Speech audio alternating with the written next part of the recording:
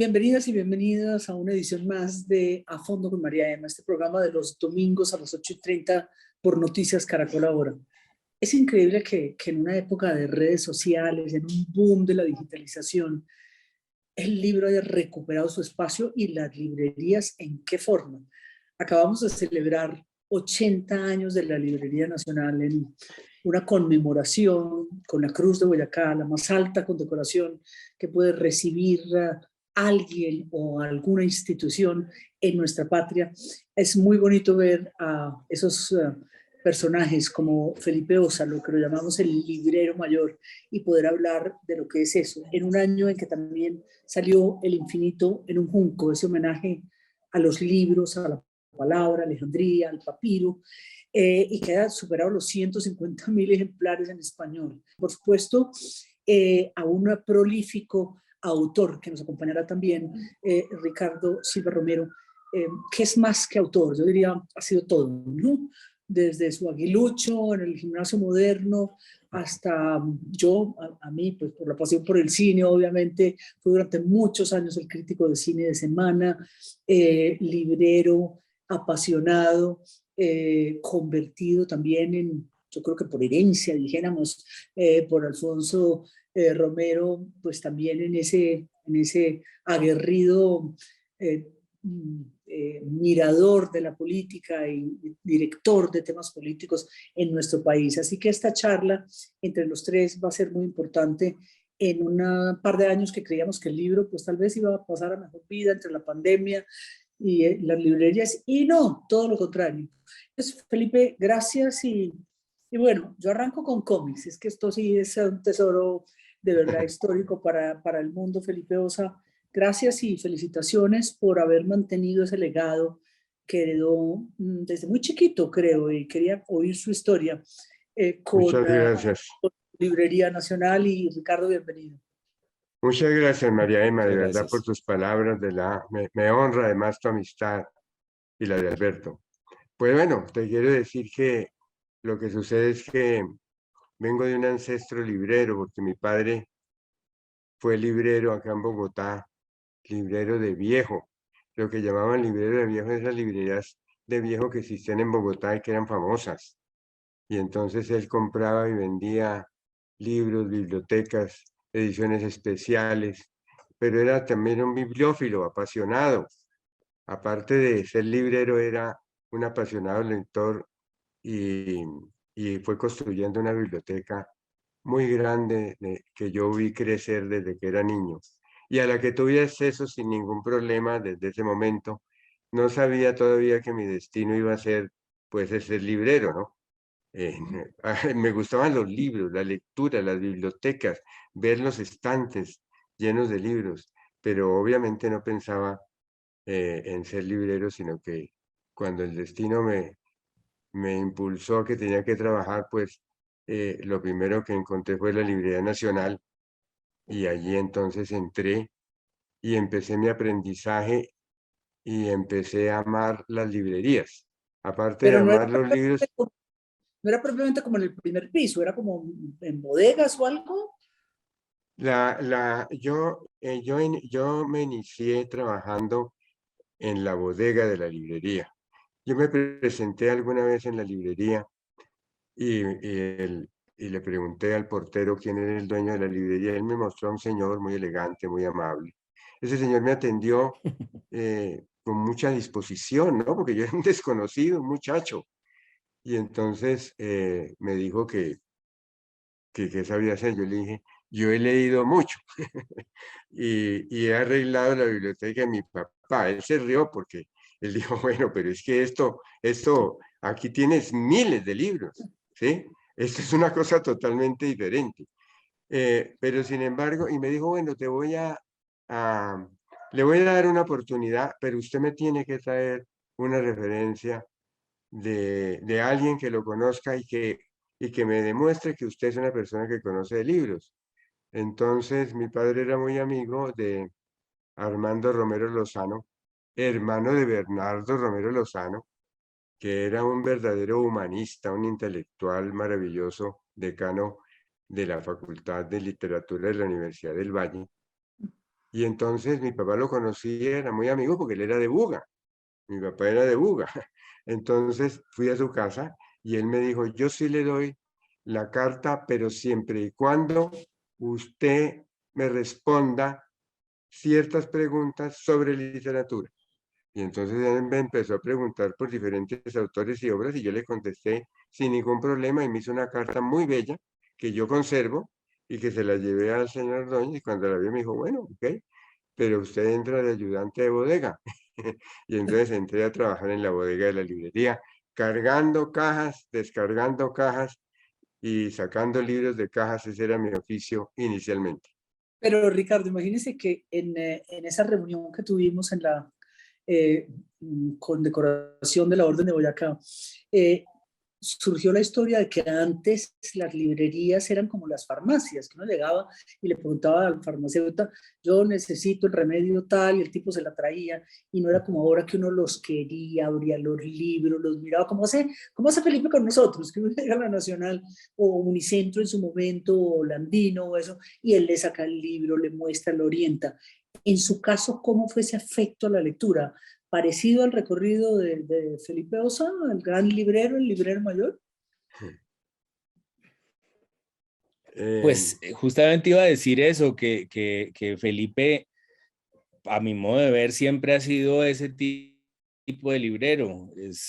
Primero, a mí me parece, aunque no es la mejor palabra en estos tiempos, contagiosa su felicidad, la felicidad que le produce la lectura, contagioso también el amor que tiene por la lectura, la capacidad de unirlo todo me parece única en el mundo de los libros. Quiero decir, esa capacidad que tiene de ir del cine a la televisión, al cómic, a los libros, puede poner en contexto todo lo que lee, las reseñas que envía por email, eso es una joya.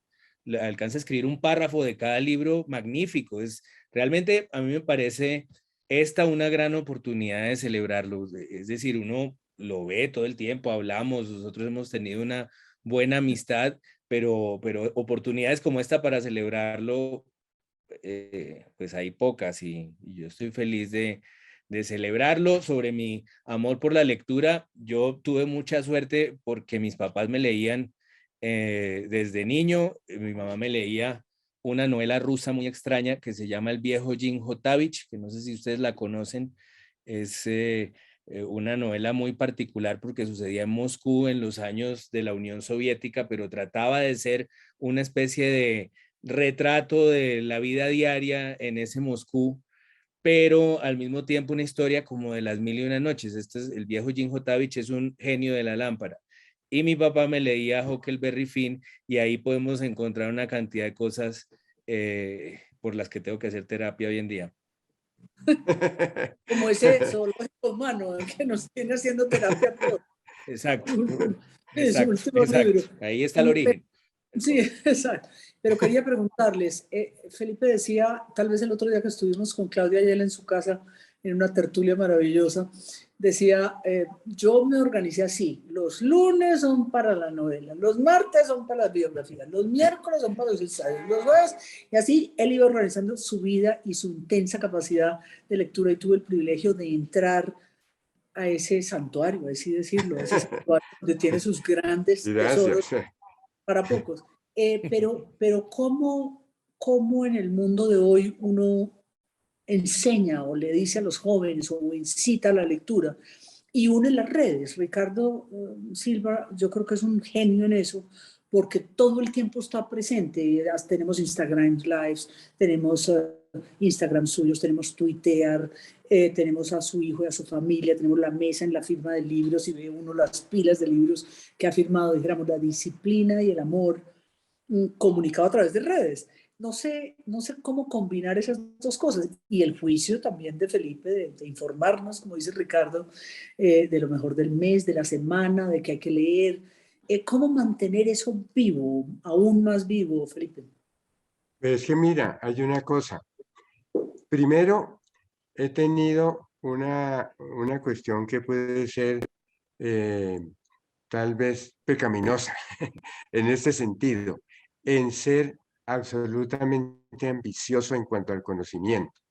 Cuando la biblioteca de mi padre para mí era el universo.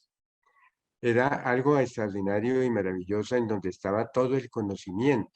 Y alguna vez mi padre me dijo, el que sabe leer y escribir tiene abiertas las puertas de la sabiduría. Yo me tomé eso al pie de la letra y dije, aquí está todo lo que los grandes hombres han escrito, las grandes obras, la ciencia, la historia, todo está aquí. Y empecé esa lectura, digamos, ambiciosa, empezando a leerme una enciclopedia, la Enciclopedia Universitas, donde estaba todo, y dije yo me leo esta enciclopedia y ya tengo todo, ya aprendí todo y ya no tengo que volver. La idea principal era que yo ya no tenía que volver al colegio. Si yo me leía la enciclopedia y le demostraba a mi padre que yo me la había leído, ya no tenía que volver al colegio, ¿cierto? Pero obviamente eso no era así. Sin embargo, triunfaron los libros sobre el colegio, indudablemente, porque allí estaba. Y entonces esa ambición la traté de ordenar ya cuando entré a la librería, porque cuando entré a la librería me di cuenta de que aunque había leído mucho, ignoraba muchísimo y que había muchísimos autores que no conocía. Y entonces dije, no puedo ser librero, no puedo atender a la gente porque me daría vergüenza no poder hablar sobre determinado tema, y entonces me puse una disciplina particular que era dedicar los lunes, por ejemplo, a la historia, el martes al arte, el miércoles a la ciencia, el jueves a la geografía, a las biografías. Cada día era como si estuviera en la universidad dando unas materias. El sábado y el domingo los dejaba para la recreación, que era leer novelas policíacas. Y eso por varios años, ¿no? Entonces, yo Ricardo, creo y claro, ¿no? que Eso lo, yo creo que Ricardo me entiende en el sentido de de esa ambición será, de ese deseo de abarcarlo todo y pues que no, y que es imposible, pero que uno pues de todas maneras trata de hacerlo, ¿sí? Sí, sí, sí, Entonces, claro, esa es la manera como me vi formando. claro, claro. Yo lo veo, ahora que hablaba Felipe de leer biografías, yo veo que ahí uno alcanza a abarcar mucho.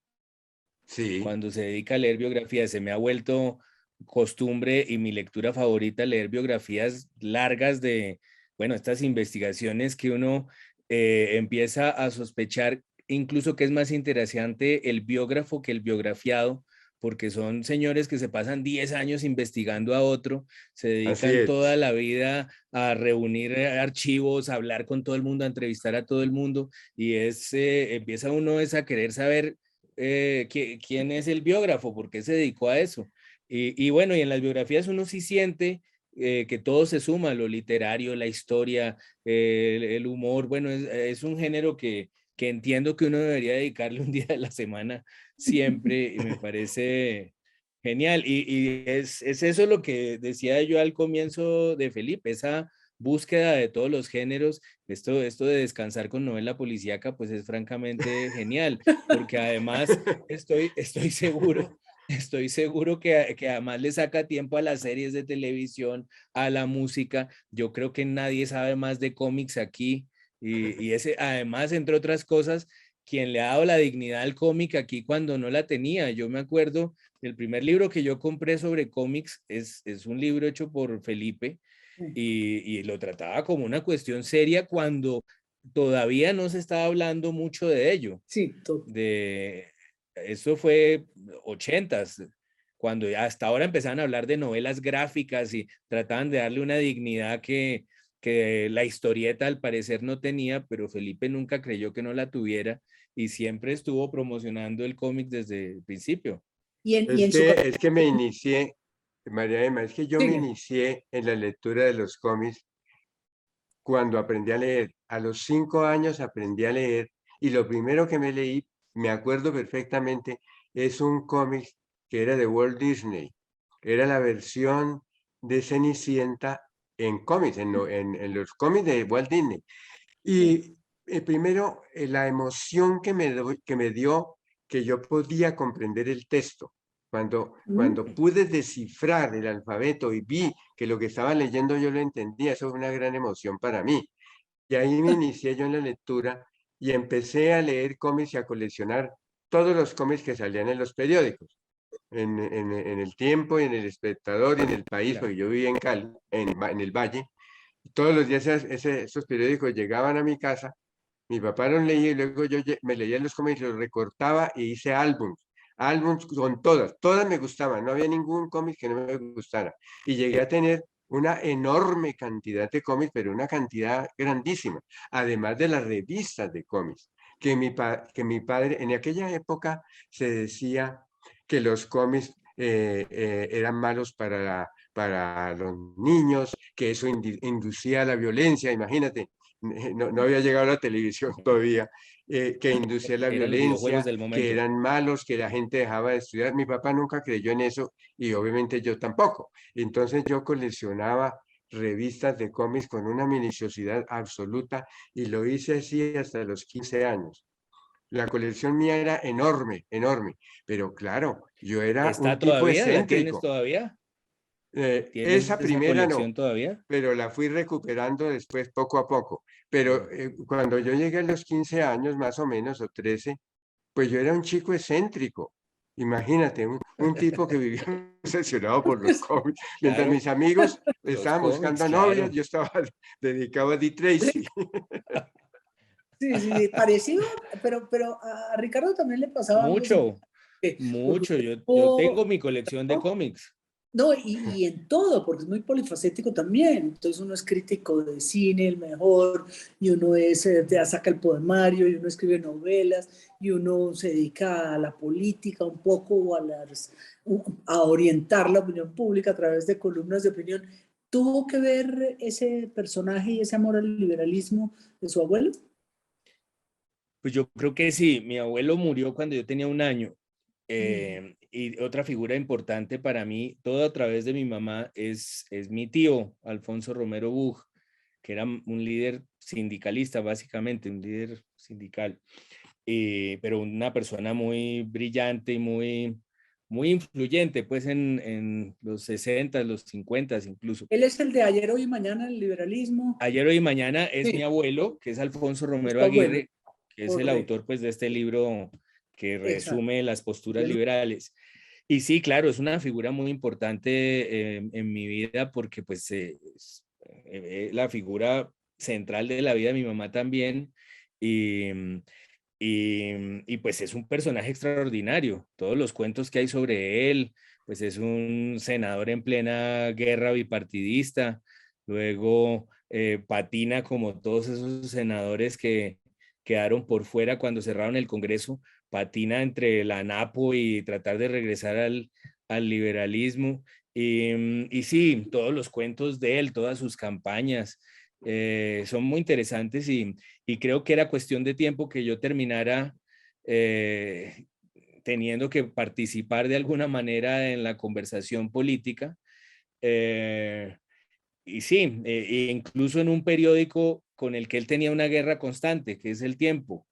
Tenía un pulso con Eduardo Santos muy fuerte e incluso escribió un libro más o menos en chiste que se llama ¿Por qué me duele que no me haya dolido el cierre del tiempo? Cuando cerraron el tiempo. claro, claro. Una cosa muy fuerte y es gracioso pues que yo haya terminado en ese periódico y ya lleve 12 años ahí.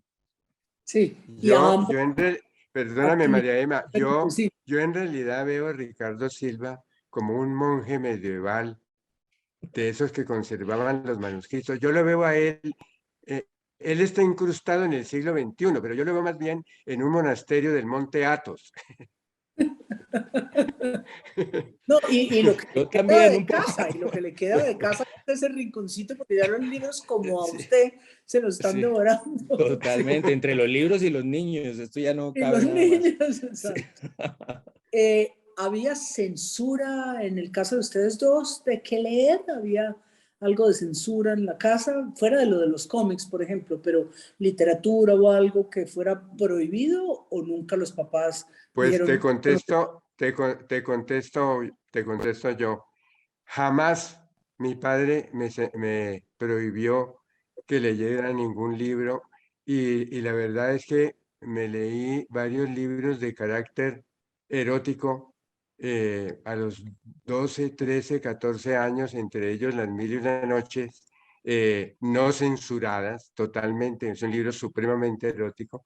También me leí, él tenía una antología de los cuentos libertinos franceses e italianos, eso también me lo leí, La Afrodita de Pierre Louis, y la verdad es que jamás me prohibió nada. Alguna vez yo había dejado uno de los tomos de Las Mil y una Noches que estaba leyendo y él tenía un secretario y entonces le preguntó que quién estaba leyendo ese libro.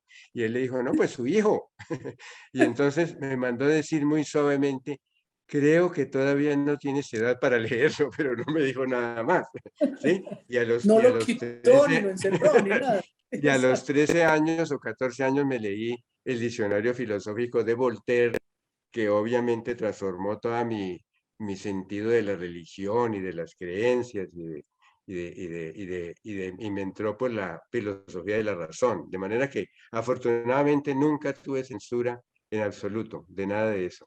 Nunca. Y en tu caso, Ricardo, ¿hay No, ahora ah, o para tus hijos alguna orientación o no, no, para nada? mucha libertad, mucha libertad. En mi casa también había mucha libertad, nadie me dijo nunca que no podía leer o ver algo, incluso la televisión, nunca me dijeron que no me quedara hasta tarde, era más o menos problema mío después al otro día si me podía levantar temprano.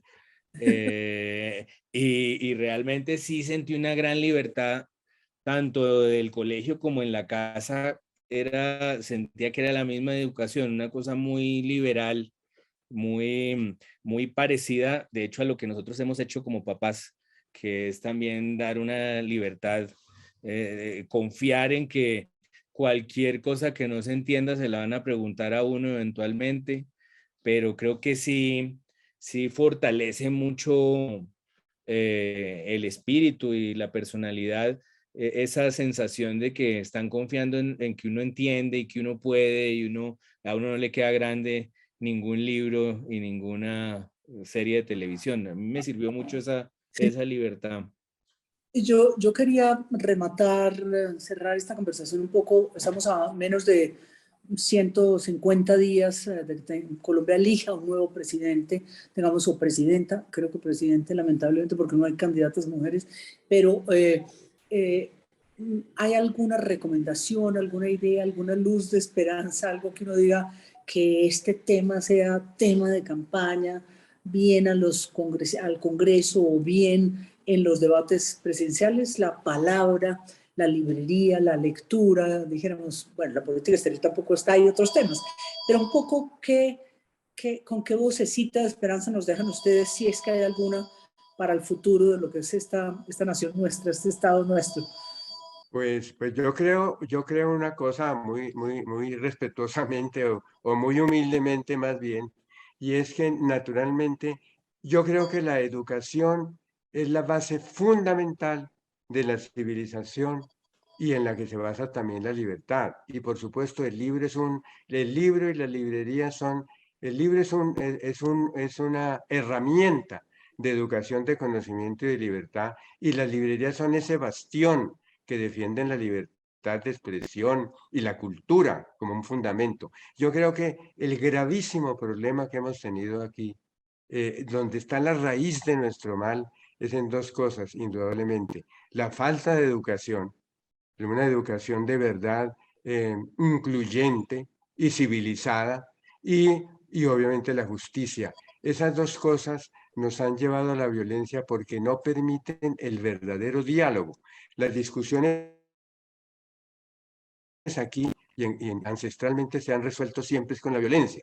En las discusiones que se daban en los cafés, siempre se terminaban levantándose y si eran en los pueblos dándose machete, pero no imponiendo la idea y aceptando esa idea.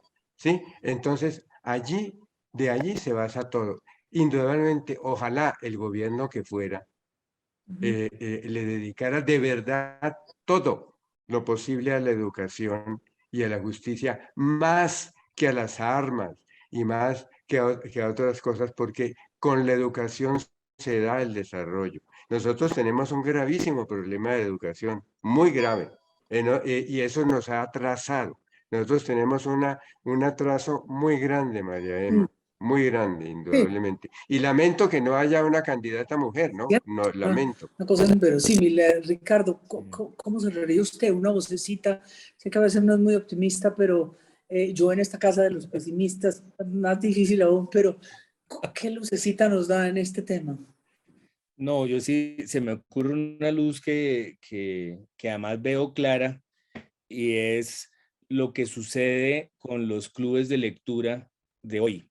A mí me parece que si esperáramos algo de los políticos, pues viviríamos con el corazón partido, sobre todo en estos temas de cultura, de apoyo a la cultura, de comprensión de la cultura, de comprensión, por ejemplo, de la ficción como entrenamiento para la compasión.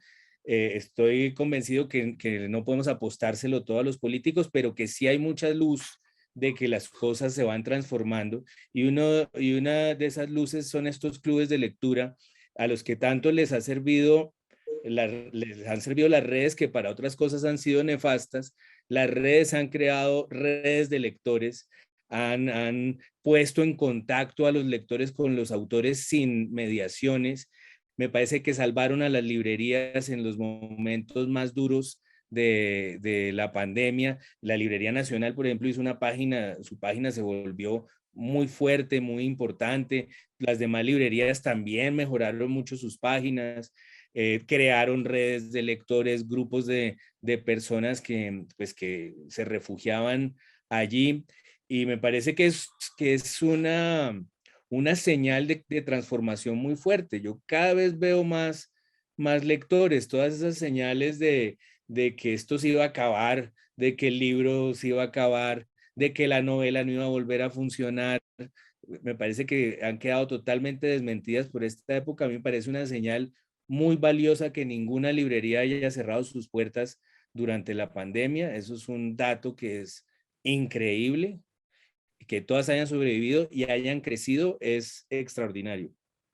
Pues de verdad los dos, maravilloso este diálogo, como decía Gabriel García Márquez, una educación de la cuna hasta la tumba, no puedo estar más de acuerdo, y que esa librería y esas editoriales independientes que crecen y crecen, usted tiene toda la razón, hay cada vez uno, si quiere todas las noches, además se puede meter a una red social y puede ver un Instagram Live, incluyendo los suyos, Ricardo, o los de Felipe Osa, y uno está conectado. Así que muchas gracias a los dos y refrescante diálogo ya en vísperas de Navidad nos traen ustedes este domingo. Gracias de verdad y lo seguiremos leyendo y oyendo sus buenos consejos. Muchas gracias, María Emma. Gracias. Es muy refrescante verte, ¿sabes? Eres una persona que cálida, maravillosa. Yo votaría por ti. Muchas gracias. Uy, hace unos años lo hubiera necesitado un montón ese voto, pero ahora le daremos la oportunidad a muchas mujeres, ojalá. Yo creo que habrá listas en las que hombres y mujeres estarán uno y uno a la par, así que de verdad, gracias a todos y deseémonos suerte en estas próximas elecciones y en este fin de año para el librero mayor y para este polifacético novelista y escritor. Muchas gracias a los dos y en 8 días los espero en un programa más de A Fondo con María Emma, Noticias Muchísimas Caracol. gracias y un gran saludo a todos. A todos Muchas ustedes. Muchas gracias. gracias. Gracias, gracias.